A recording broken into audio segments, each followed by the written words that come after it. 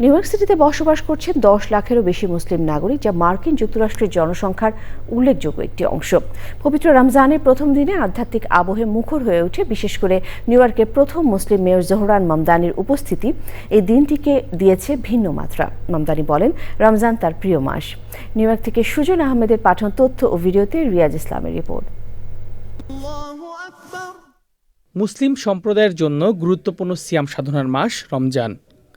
New ইয়র্কে রমজানের শুরুতে হাজার হাজার মুসল্লি নামাজ আদায় করেন। এটি এমন একটি মাস যখন পবিত্র কুরআন নাজিল হয়েছিল। মুসলমানদের জন্য এটি আল্লাহর সঙ্গে সম্পর্ক গভীর করার সুযোগ বা আধ্যাত্মিকভাবে আরও গভীরে পৌঁছানোর পথ দেখায়। To have a Muslim mayor in the New York City, that's something very, very, very important. It's a month in which the Quran was revealed. For Muslim, opportunity is not only to make money, it's not only to win election. Opportunity is when your relationship with God. Spiritual fast gets deeper and deeper and deeper every single year because you're really focused on making yourself the best version of yourself. রমজানের প্রথম দিন একটি আবাসন অনুষ্ঠানে যোগ দেন city mayor Zohran Mamdani. New ইয়র্কের প্রথম মুসলিম মেয়র হিসেবে রমজানের প্রথম দিনের অনুভূতি জানতে চান একজন সাংবাদিক। Ramadan is my favorite month of the year. This is a month of reflection. It's a month of solidarity.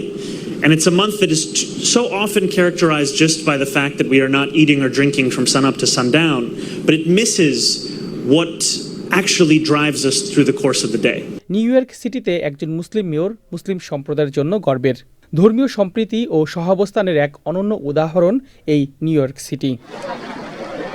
Riaz Islam, Channel I.